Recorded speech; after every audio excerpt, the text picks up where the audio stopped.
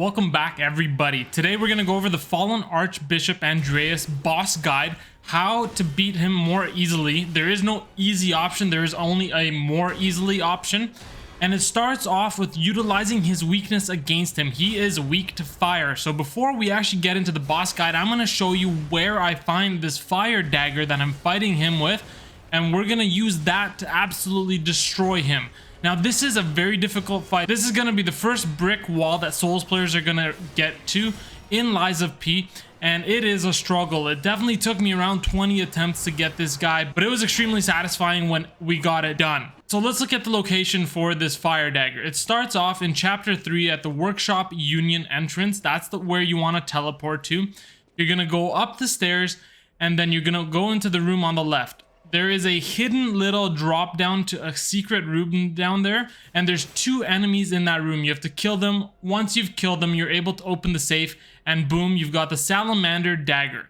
That is the fire attack, half physical attack, half fire attack, and it packs quite a punch. The only downside to the dagger is its reach is very small, right? It's probably only, I don't know, 12 inches long. So you have to be really up close and personal to the enemy in order to do a lot of damage with it.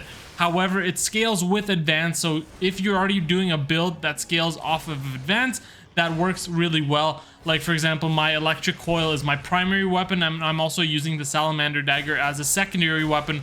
1 electric damage, 1 fire damage weapon.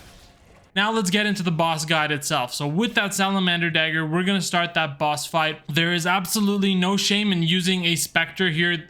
You kind of want somebody else to take the aggro from this fight, but we're going to also focus on all the moves from the Fallen Archbishop, and we're going to go over those moves in phase 1 and phase 2, especially the one-shot mechanic he has in phase 2. You want to be careful about that particular move. So the fight begins. The best thing you want to do is turn your dagger on to its fire mode if possible, and then get in there. So the Fallen Archbishop loves to start off the fight with a tongue sweep, and then he'll do kind of a 1-2 hand sweep. He also has a 3-hand sweep combo where he hits twice with the right hand, boom, boom, and then he sweeps with the left hand. But that can also be a 2-hand sweep, so you have to be careful with that. I've found that the easiest way to dodge the 3-hand and the 2-hand sweep combos is through dodging.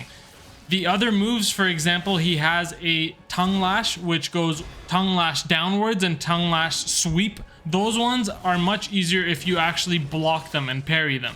Same thing with his red unblockable moves. You're gonna have to block those ones. You're gonna have to parry those, or else you're gonna get crushed. Those are really the only moves he has in phase 1. He has the tongue sweeps, and then he has the hand sweeps. Tongue sweeps, I parry. Hand sweeps, I dodge. That's kind of the easiest way I've found for it. Now in phase 2, it gets a little bit interesting because now he has another side to it. He has the Archbishop actually coming out from the other end.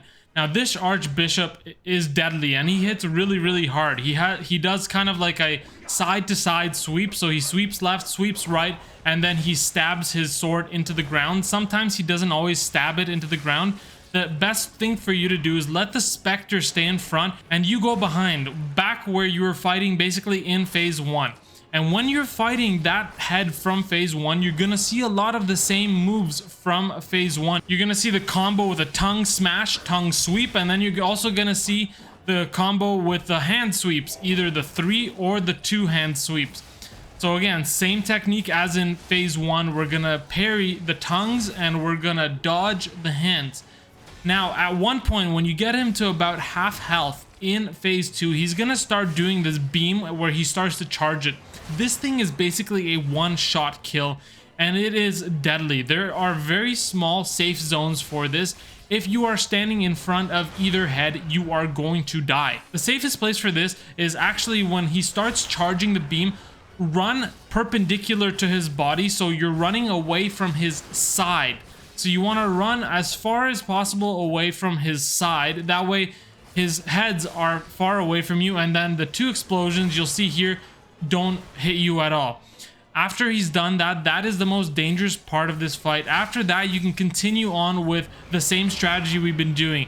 Parry tongues, dodge hands, and if you parry enough times, sometimes you'll even get a stagger on him, and then you'll get a nice opportunity to do some crazy damage. But fire is going to be your best friend for this fight. All right, guys, so that's pretty much all I have to say about this. It's gonna take you a few tries, but if you stick with the parry tongues and dodge hands strategy, as well as carefully avoiding the one-shot mechanic, then you guys are gonna be successful with the Fallen Archbishop. If you enjoyed this video, please hit the like button, hit the subscribe to the channel. The support is appreciated, and I will catch you next time. See ya.